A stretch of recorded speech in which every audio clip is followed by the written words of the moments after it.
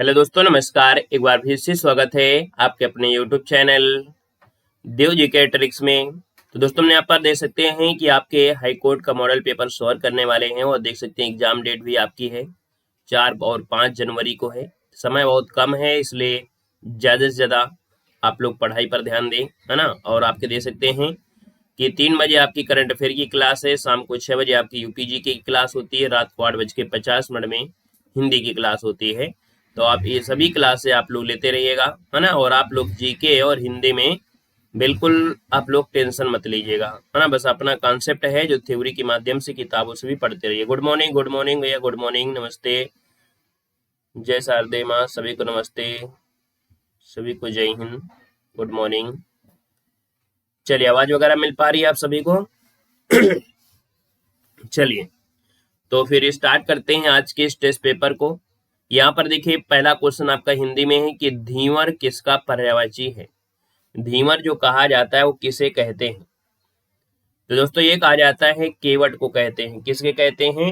केवट को कहते हैं। केवट को नाविक भी कहते हैं, मल्लाह भी कहते हैं, मांझी भी कहते हैं, कश्यप भी कहा जाता है ना। तो इसलिए ऑप्शन क्या हो जाएगा? सी नंबर राइट हो जाएगा। याद रखिएगा, केवट आपका बन जाएगा। क्वेश्चन नंबर आपका दूसरा है कि खिड़की का पर्यायवाची आपका है कौन? चलिए बताइएगा कि खिड़की का पर्यायवाची इनमें से क्या बनेगा। गवाक्ष हो जाएगा, कपाट हो जाएगा, या आगार हो जाएगा।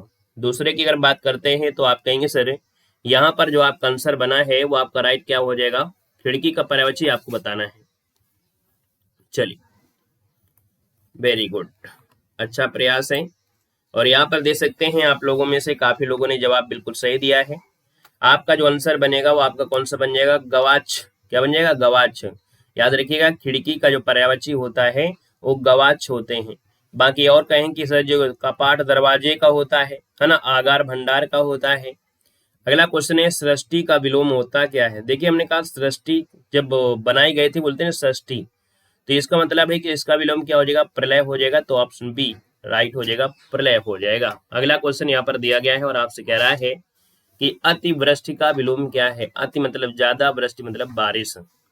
तो आप कहेंगे अतिवृष्टि तो अनावृष्टि, अर्थात तो ऑप्शन नंबर आपका ए हो जाएगा। ऑप्शन ए अनावृष्टि हो जाएगा। क्वेश्चन 5 है कि अवनत का विलोम क्या होता है। अवनत का विलोम क्या होता है? अवनत और उन्नति, अवनत उन्नत। ऑप्शन नंबर आपका सी हो जाएगा, अवनत उन्नत। ऑप्शन नंबर आपका सी जिसका आ रहा है बिल्कुल सही जवाब बनेगा। अगला है जिसके पेट पर माँ ने रस्सी बांध दी हो उसे क्या कहते हैं। तो दोस्तों, आपको बताना है कि जिसके पेट में माँ ने रस्सी बांध दिया हो उसे क्या कहते हैं। गंगाधर कहते हैं या दामोदर कहते हैं? दामोदर कहते हैं। डी, हाँ बिल्कुल सही है, दामोदर आपका आंसर जो हो जाएगा डी नंबर राइट हो जाएगा। दामोदर कहा जाता है, याद रखिएगा, ठीक है ना। माता यशोदा ने श्री कृष्ण के पेट पर रस्सी बांध दिया था, है ना, उन्हें उखल से बांधा था। हाँ, तो उनका एक नाम दामोदर भी हुआ था। अगला क्वेश्चन दिया गया है वह नायक जो बहुत प्रचंड और चंचल हो। यहाँ पर 7 का ऑप्शन देना है। तो भैया याद रखिए, जो नायक बहुत प्रचंड होता है, चंचल होता है, उसे बोलते हैं धीरोदत्त। क्या बोलते हैं? धीरोदत्त बोलते हैं। ऑप्शन नंबर आपका सी हो जाएगा। अगला है अभिशंसा में कौन सा उपसर्ग है। अभिशंसा में जो उपसर्ग है वो आपका कौन सा है? तो अभी में देखा जाए तो अभी बनेगा जो ऑप्शन आपका बी है, अभी आपका हो जाएगा उपसर्ग बन जाएगा। अगला क्वेश्चन यहाँ पर दिया गया है और आपसे कह रहा है अवलोकन में प्रयुक्त उपसर्ग कौन सा है। अवलोकन में प्रयुक्त उपसर्ग आपसे पूछा गया है 9 नंबर में। तो आप कहेंगे लोकन तो इसका मूल शब्द, लेकिन अ जो आपका दिया है वो क्या हो जाएगा? उपसर्ग हो जाएगा। मतलब ऑप्शन अगर आपका देखा जाए बी नंबर राइट हो जाएगा। अगला है परमौषध का विच्छेद करना है। अ की मात्रा दी गई है, इसका मतलब है कि वृद्धि संधि हो जाएगी। और यहाँ पर देखा जाए तो परम धन औषध, मतलब ऑप्शन नंबर आपका सी यहाँ पर राइट हो जाएगा। और ये वृद्धि संधि है, याद रखिएगा, है ना। यहाँ पर देख सकते हैं जो परिवर्तन आपका दिया है छोटा अ होगा, यहाँ पर अ हो जाएगा। तो इसका आंसर आपका बनेगा सी नंबर राइट हो जाएगा। क्लियर है? चलिए, यहाँ पर अगला क्वेश्चन दिया है सुरेंद्र में कौन सी संधि है। तो देखिए, यहाँ पर मात्रा का है कि है ए की मात्रा है। और हमने कहा था जिस संधि में ए की मात्रा होती है या ओ की मात्रा लगी होती है वो गुण संधि होती है ना। ऑप्शन नंबर आपका बी हो जाएगा, गुण संधि आपका हो जाएगा। सुरधन इंद्र सुरेंद्र, सुरधन इंद्र सुरेंद्र। अगला है अष्टाध्यायी में समास कौन सा है। 12 का ऑप्शन देना है। अष्टाध्यायी में समास क्या है, तो आप कहेंगे अष्टाध्यायी में समास हो जाएगा द्विगु समास, ऑप्शन नंबर आपका बी हो जाएगा। 8 अध्यायों का समाहार अर्थात अष्टाध्यायी आपका आंसर राइट हो जाएगा। अष्ट जो आपका है संख्यावाची है, पहला पद है। बाकी बहुत पहले 2014-15 में जब पेपर 16 में हुए थे ना, तो उसमें बहुब्रीहि समास लगा देते थे, क्योंकि अष्टाध्यायी एक बुक है जिसको पाणिनि ने लिखा है, तो उसको विशेष अर्थ लगा देते थे। लेकिन अब क्या है, आयोग उसमें से या तो ऑप्शन बी देगा या तो ऑप्शन सी देगा, लेकिन इसका आंसर क्या करेंगे, बी नंबर लगा देंगे। अब जो आपके पेपर हुए उसमें से द्विगु समास सही किया गया है।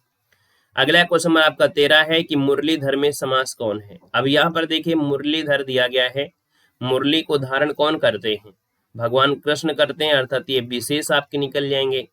तो यहाँ पर जब तीसरा शब्द विशेष बनता है तो आपका बहुव्रीहि होता है। अगला क्वेश्चन दिया गया है कि सर आशुतोष में समास बताना है, बताइए आशुतोष का समास क्या बनेगा।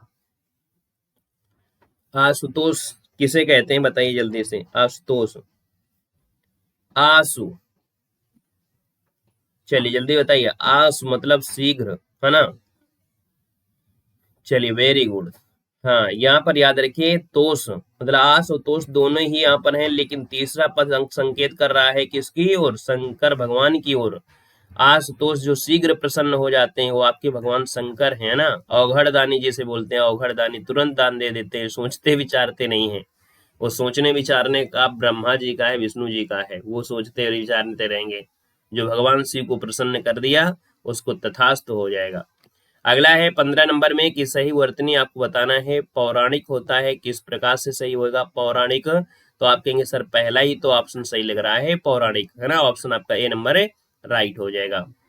निम्नलिखित में से किस एक शब्द की वर्तनी सही दी गई है, यहाँ पर दे सकते हैं कौन सा शब्द है जिसकी वर्तनी सही दी गई है। तो देखिए यहाँ पर अंतरराष्ट्रीय कैसे लिखेंगे, क्या ये सही दिया गया है 16 नंबर में।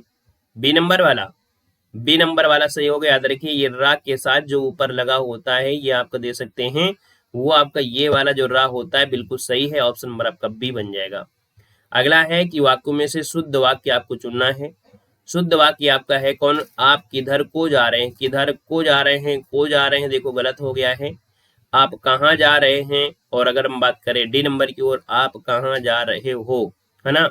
तो यहाँ पर देख सकते हैं ऑप्शन नंबर क्या सही करें, ऑप्शन नंबर आपका डी राइट हो जाएगा, याद रखिएगा डी नंबर आपका बन जाएगा।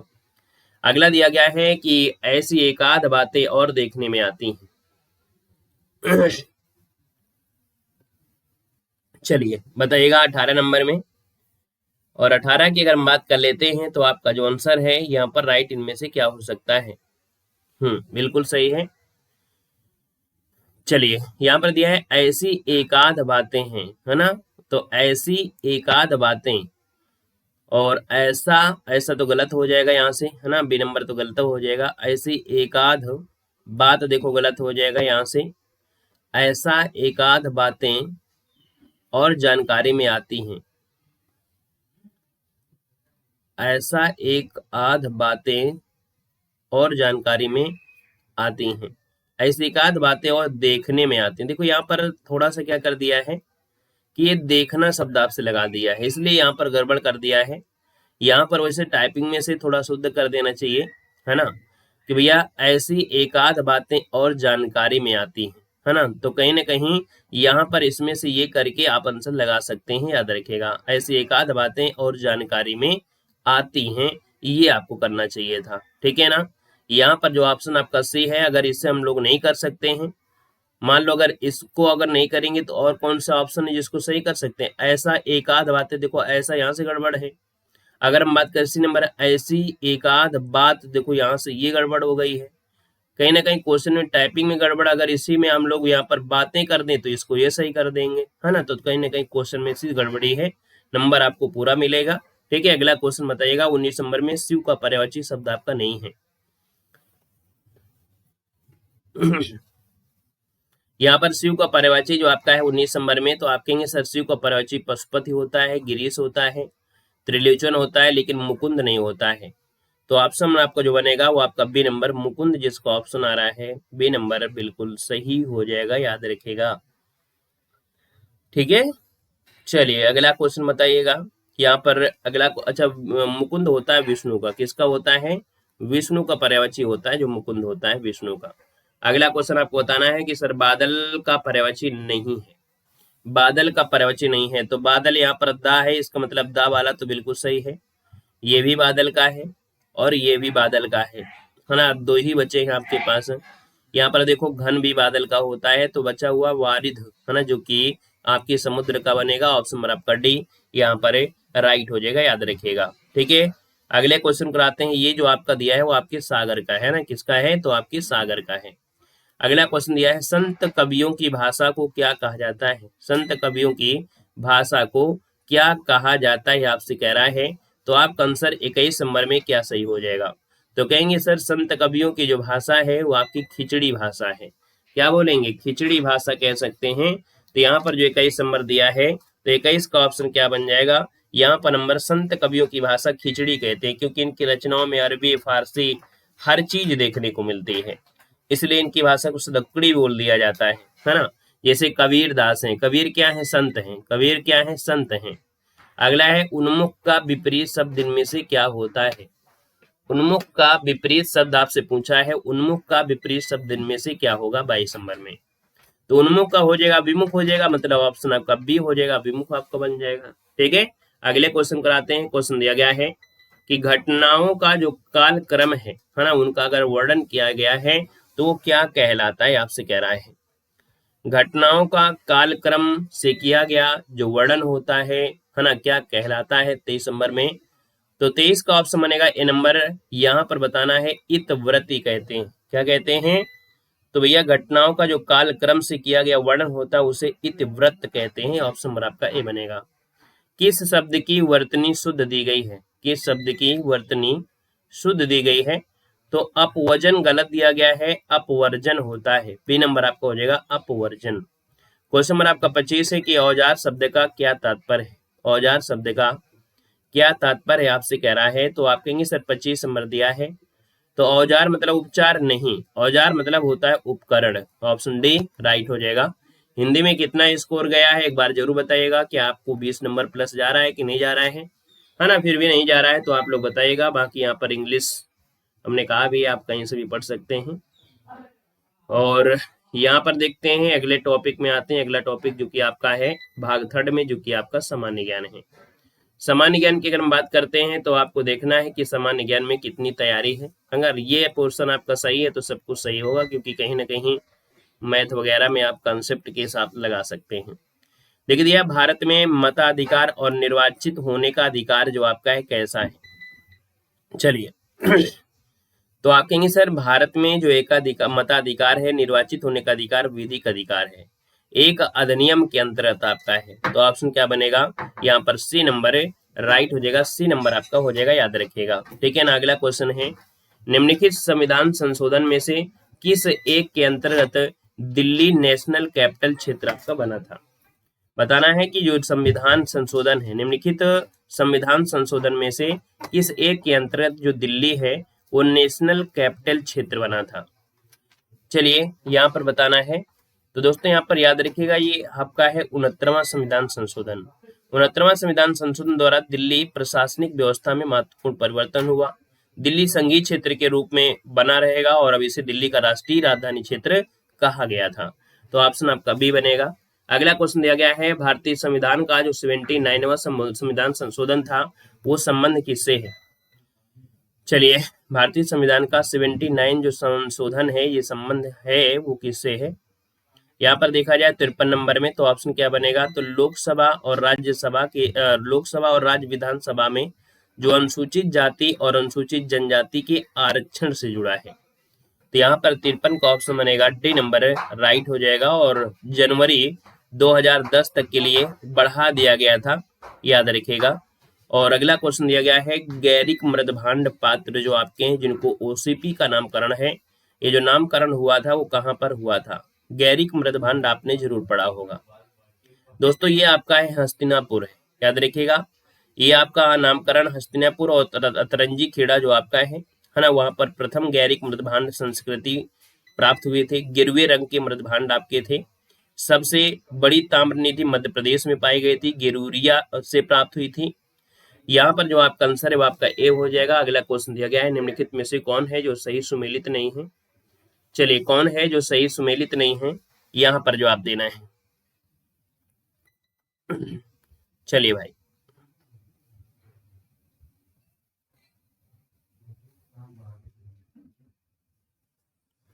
हाँ, यहाँ पर बताइएगा कि निम्नलिखित में से कौन सही सुमेलित नहीं है। चलिए, यहाँ पर देखिए 55 नंबर दिया है, पहला ऑप्शन देखिएगा हड़प्पा दयाराम साहनी, कहेंगे बिल्कुल सही है। लोथल एस आर रंगा राव, बिल्कुल सही है। सुरकोटदा दिया है जेपी जोशी, जेपी जोशी सही है।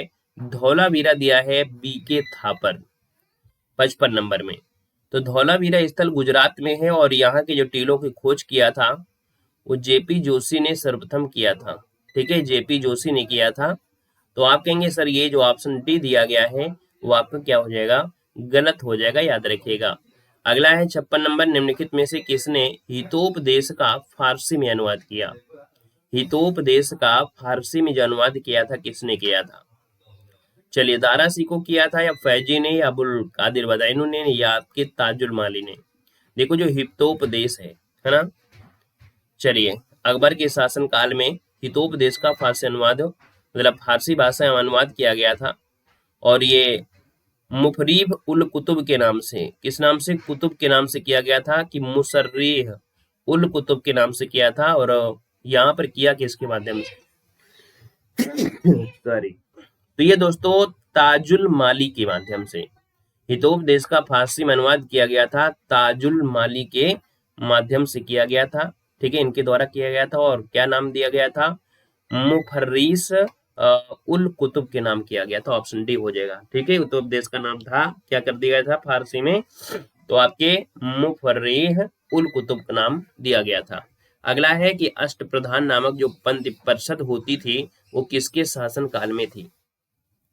तो दोस्तों ये जो मराठा साम्राज्य था, मराठा शासन था, मराठा शासन में ही आपके अष्टप्रधान नामक मंत्री परिषद थी। तो ऑप्शन नंबर आपका बी यहाँ पर राइट हो जाएगा। और इसमें जैसे आपका पेशवा है, आमत्य है ना, मंत्रिया, वाकिया हो गया, सचिव सुमंत, सेनापति, पंडित राव, न्यायाधीश, ये सब आपके थे। अगला है दिल्ली सल्तनत का सर्वाधिक विद्वान शासक जो खगोल शास्त्र भी रहा है, गणित हो गया, आयुर्वेद सहित अनेक विद्याओं में माहिर था, लेकिन किस्मत ने साथ नहीं दिया। तो दोस्तों ये है आपका मोहम्मद बिन तुगलक। कौन है, मोहम्मद बिन तुगलक है, जो कि देखा जाए तो सबसे कह सकते हैं गयासुद्दीन तुगलक का सबसे बड़ा पुत्र भी था। ये बहुत ही जानकार था, लेकिन कहीं ना कहीं इसकी किस्मत साथ नहीं दिया था, है ना। और इसने अपनी राजधानी परिवर्तन किया, सांकेतिक मुद्रा परिवर्तन किया, अपने जीवन के आधे समय लड़ाई में व्यतीत कर दिया। ठीक है ना। और देखा जाए तो इनके समय में इब्न बतूता भारत आया था, ये भी याद रखना, इब्न बतूता जो आया था इन्हीं के समय आया था। अगला क्वेश्चन यहाँ पर दिया गया है और आपसे कह रहा है निम्नलिखित में से किसे खड़ी बोली का जनक माना जाता है। खड़ी बोली का जनक जो मानते हैं वो माना जाता है किसको। 59 की अगर हम बात करते हैं तो ऑप्शन क्या बनेगा, अमीर खुसरो, बिल्कुल सही जवाब है। अमीर खुसरो आपका आंसर है, यहाँ पर है, राइट हो जाएगा। और इनका जो मूल नाम था वह अबुल हसन यामिद उद खुसरो था, है ना। 1253 में पटियाली में इनका जन्म हुआ था और 7 सुल्तानों का शासनकाल देखा था इन्होंने, मतलब इतने शासनकाल यहाँ पर सवाल है। अगला है कि वर्ष 1921 का मोपला विद्रोह कहाँ हुआ था। वर्ष 1921 का मोपला विद्रोह बहुत पूछा जाता है। ये जो मोपला विद्रोह है दोस्तों याद रखिए, ये हिंदू मुस्लिम और जो ब्रिटिश मुस्लिम और हिंदू मुस्लिम का एक संघर्ष था जो केरल के मालाबार क्षेत्र में हुआ था।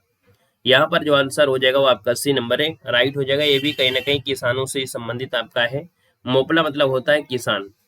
कह रहे किस यूरोपीय समुदाय ने भारत के साथ प्रथम व्यापारिक संबंध स्थापित किया था।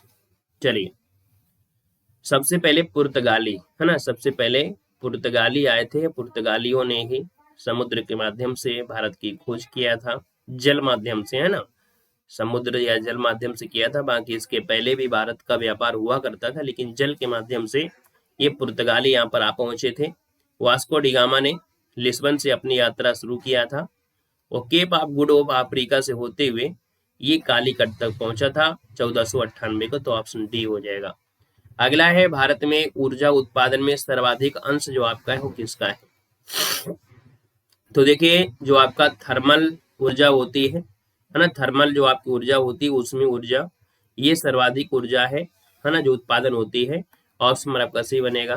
क्वेश्चन 63 है कि भारत का सबसे बड़ा पेट्रो रसायन कारखाना किस राज्य में है? भारत का सबसे बड़ा पेट्रो रसायन कारखाना किस राज्य में है? तो दोस्तों ये है आपके गुजरात में है, नोट कर लीजिएगा। ऑप्शन नंबर आपका ये पेट्रो रसायन। वे रसायन यौगिक होते हैं जो पेट्रोलियम का प्राकृतिक गैस है ना, जैसे नेफ्था है, अल्कोहल है, कैल्शियम कार्बाइड है, उनसे तापीय या उत्प्रेरक भंजन द्वारा प्राप्त किए जाते हैं। ठीक है, चलिए अगला क्वेश्चन यहाँ पर दिया गया है कि नाथुला दर्रा जिन देशों के बीच सीमा पर व्यापार के लिए पुनः खोला गया था, है ना, खोला गया है, वह भारत और किसके बीच है? तो नाथुला दर्रा जो आपका है ना, ये किसके बीच है? बी नंबर, यहाँ पर भारत और चीन के बीच है ना, जो कि सिक्किम में है। ऑप्शन नंबर आपका बी राइट हो जाएगा। अगला है कि पृथ्वी के तरल अभ्यंतरण से भिन्न चंद्रमा का अभ्यंतर है। अब ये क्वेश्चन थोड़ा सा कठिन है आपका दिया है कि पृथ्वी के तरल अभ्यंतर से भिन्न चंद्रमा का अभ्यंतर है। चलिए 65 का ऑप्शन थोड़ा ध्यान देना है, इसके बाद इसको समझना है। चलिए पृथ्वी के तरल अभ्यंतर है ना, तरल जैसे पृथ्वी के आंतरिक भाग पे तरल, तो भैया इससे भिन्न है चंद्रमा में, है ना, चंद्रमा में भिन्न है। और चंद्रमा में ये भिन्न है, किस प्रकार से भिन्न है? प्लाज्मा से, वाष्पीकरण गैस से, श्यान द्रव से या ठोस से? तो देखिए 65 का ऑप्शन बनेगा सी नंबर, ये आपका श्यान द्रव से क्या है? भिन्न है। को मिला के हम ये कह सकते हैं कि चंद्रमा पृथ्वी का ही एकमात्र उपग्रह, चंद्रमा जो आपका पृथ्वी का एकमात्र उपग्रह है। और याद रखिएगा इसे जीवाश्म ग्रह भी कहा जाता है, जो चंद्रमा है इसको जीवाश्म ग्रह भी कहा गया है।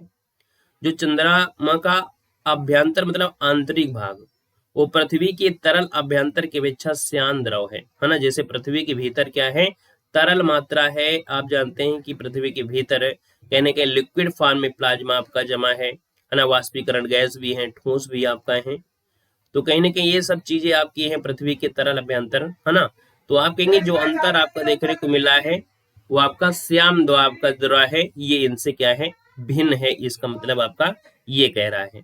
यहाँ पर पृथ्वी में देखा जाए तो आपका जो घिराव देखा जाता है वो कहीं ना कहीं हर चीजों से, गैसों से हो गया, ये सब चीजों से होता है। लेकिन जो आपका कह सकते हैं कि आपका चंद्रमा है, यहाँ पर कह सकते हैं वायुमंडल का अभाव है ना, वायुमंडल का अभाव है। तो ये आपका हो जाएगा। कभी कभी क्वेश्चन ये पूछ लेता है चंद्रमा पर उतरने वाले पहले व्यक्ति का नाम बताइएगा। बता सकते हैं कि चंद्रमा पर उतरने वाले पहले व्यक्ति कौन थे? नील आर्मस्ट्रांग था। ये सीटेट में भी क्वेश्चन पूछे जाते हैं, है ना, याद रखिएगा। चंद्रमा पर उतरने वाले पहले व्यक्ति थे नील आर्मस्ट्रांग। कब? तो आपके 20 जुलाई को, है ना, 20 जुलाई कब? तो आप कहेंगे सर 1969, 20 जुलाई 1969 को नील आर्मस्ट्रांग सबसे पहले, और उसके बाद फिर दूसरे उनके जो साथी थे एल्ड्रिन, वो चंद्रमा पर कदम रखा था। अगला क्वेश्चन है आपका 66 में, कौन सा एक युग्म है जो सुमेलित है? चलिए कौन सा युग्म है जो सुमेलित है? कह रहा है आर्द्र शीत ऋतु और शुष्क ग्रीष्म ऋतु, ये आपकी इटली मिलती है। पहला ही ऑप्शन है यहाँ पर, ये नंबर है राइट हो जाएगा, याद रखिएगा। ठीक है, पहला ही ऑप्शन हो जाएगा कि इटली जो आपका है वो यूरोप में दक्षिण भाग में है और एक प्रायद्वीपीय देश है। उत्तर में स्विट्जरलैंड, ऑस्ट्रिया, पूर्व में एशियाटिक सागर है। और यहाँ पर जलवायु है जैसे भारत की जलवायु होती है उसी प्रकार से यहाँ भी भारत जो इटली है ना, जैसे अपने यहाँ की जलवायु है ना, वैसे आपकी इटली में भी जलवायु है। और यहाँ पर कोई शायद आपका क्रिकेटर है जिसने शादी भी किया था इटली में, है ना, शायद विराट कोहली ने शादी इटली में ही किया था। यहाँ की जो शीत ऋतु है ना, वो आर्द्र है और ग्रीष्म ऋतु शुष्क होती है। भारत की तरह इटली भी कृषि प्रधान देश है, इसी कारण इसे यूरोप का भारत भी कहते हैं। याद रखिए इटली को यूरोप का भारत भी कहते हैं।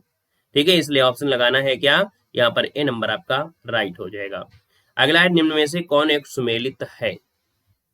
चलिए बताना है 67 नंबर में कौन एक सुमेलित है। 67 नंबर की बात करते हैं तो दोस्तों यहाँ पर कुछ नगर हैं, है ना, जो कि प्रसिद्ध औद्योगिक नगर आपके जाने जाते हैं। जैसे दिया है हैम्बर्ग, ये आपके एल्ब नदी किनारे आपका बसा है। ये दोस्तों याद रखिए जो आपका है हैम्बर्ग, ये आपके कहाँ का है? जर्मनी का है। कहाँ का है? तो आपका जर्मनी का है। तो जर्मनी का ये प्रसिद्ध औद्योगिक नगर है हैम्बर्ग, जो कि आपके एल्ब नदी के तट पर आपका बसा हुआ है। ठीक है, तो पहला ही ऑप्शन यहाँ पर क्या हो जाएगा, यहाँ पर राइट हो जाएगा दोस्तों, याद रखिएगा।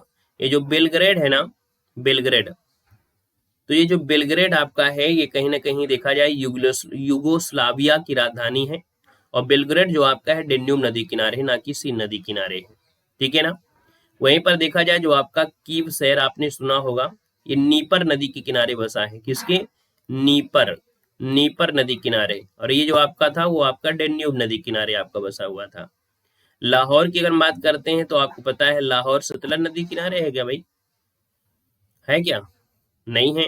लाहौर पाकिस्तान, ये जो आप कहते हैं रावी नदी किनारे है, तो कहीं ना कहीं यहाँ पर आंसर क्या है, पहला ऑप्शन सही हो जाएगा, ठीक है। अगला है निम्नलिखित रंगों के बीच आंख की सुगहग्रता किनके लिए सबसे अधिक होती है, मतलब आपकी जो आंख होती है सबसे ज्यादा सुग्राही होती है किनके लिए, कौन से रंगों के लिए होती है। तो दोस्तों जो आपका पीला रंग होता है और आपका हरा रंग होता है, पीला और जो आपका हरा रंग है ना, इनकी जो सुअग्रता है, सुग्राहता है, सबसे अधिक होती है। मानव नेत्र में जो फोटो रिसेप्टर कोशिकाएं होती हैं, ये कह सकते हैं कि तरंगदैर्घ्य प्रकाश के लिए सबसे अधिक सुग्राही होती हैं। तो आपका जो आंसर वो आपका डी हो जाएगा, पीला रंग हो गया और आपका हरा रंग आपका हो गया, ठीक है। बाकी और कलर जो आपके होंगे थोड़ा सा कहीं ना कहीं वो दिक्कत करेंगे, यहाँ पर ये सुग्राही ऑप्शन नंबर आपका डी हो जाएगा। अगला है जंग लगने से लोहे का भार क्या होता है, जंग लगने से लोहे का भार क्या होगा। तो भैया जंग लगने से लोहे का भार क्या होगा, ऑक्सीजन होगा, और ऑक्सीजन होगा तो केमिकल रिएक्शन होगा, केमिकल रिएक्शन होगा तो ये होता है क्या, भार बढ़ जाता है, क्या होता है, जंग लगने से लोहे का भार बढ़ता है। अगला है किस भारतीय नगर में पहला डायनोसोरियम खोला गया है, 70 नंबर दिया है, कह रहा है कि किस भारतीय नगर में पहला डायनोसोरियम खोला गया है। चलिए ये है आपके अहमदाबाद नगर में, अहमदाबाद, जो कि ऑप्शन नंबर आपका डी राइट हो जाएगा। यह प्रथम डायनोसोरियम खोला गया है। क्वेश्चन नंबर आपका दिया 71 कि संघीय सरकार के बजट में से राजकोषीय घाटे के बड़े भाग की जो पूर्ति की जाती है ना, वो किससे की जाती है। संघीय सरकार के बजट में जो राजकोषीय घाटा आता है ना, इस घाटे की बड़े भाग की जो पूर्ति होती है वो पूर्ति कैसे होती है, तो घरेलू उधारों से होती है। तो यहाँ पर जो आपका आंसर है वो ऑप्शन नंबर आपका बी राइट हो जाएगा, याद रखिएगा, ठीक है ना।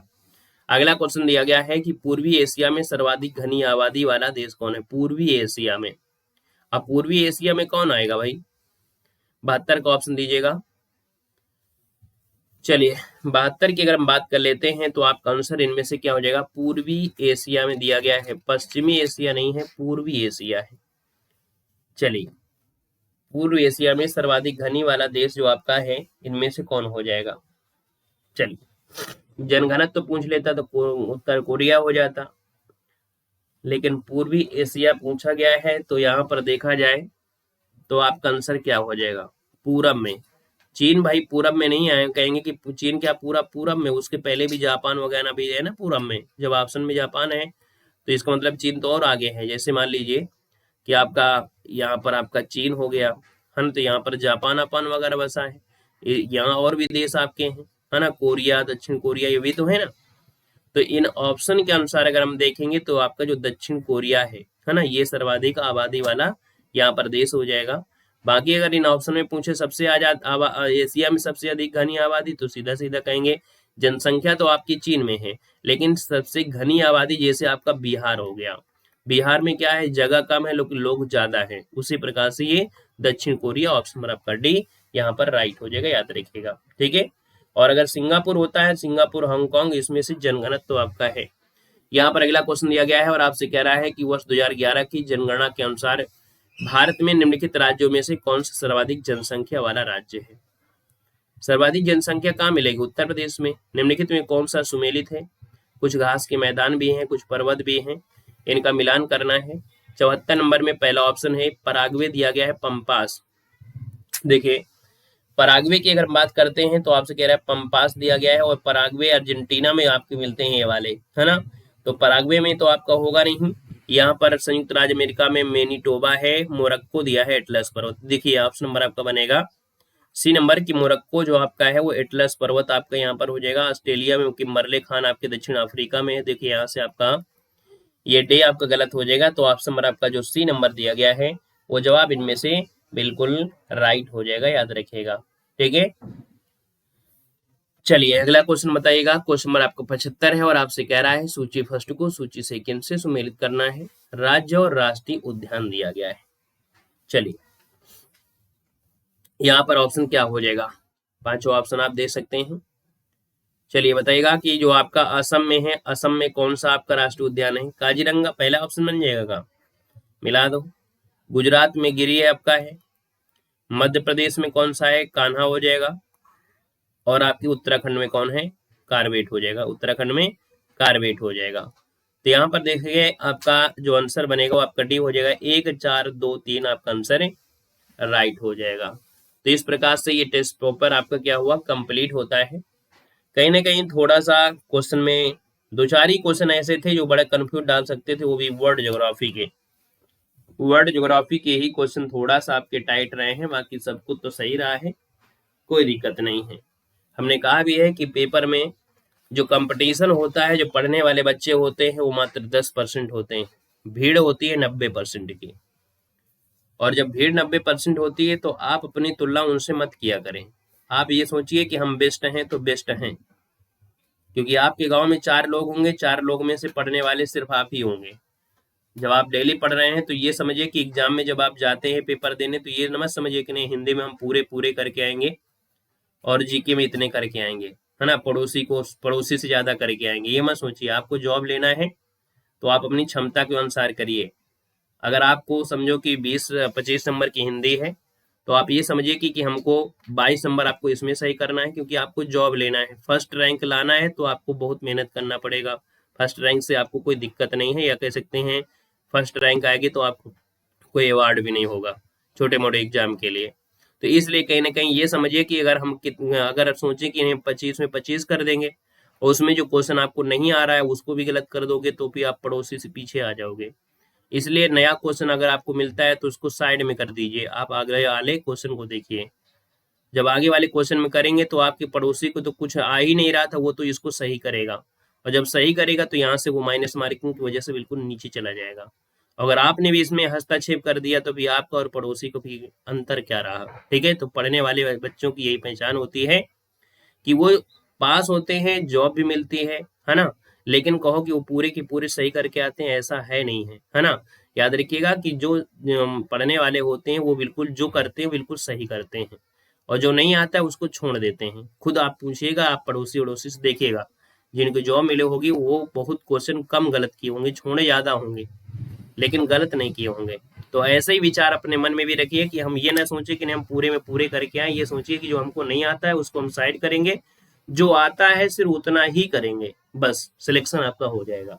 ठीक है, चलिए तो आज के लिए इतना रखते हैं। कितना स्कोर गया है आप लोग जरूर बताइएगा, और अगली क्लास आपको 3 बजे मिलेगी करंट अफेयर की, है ना, तो 3 बजे करंट अफेयर पढ़िएगा।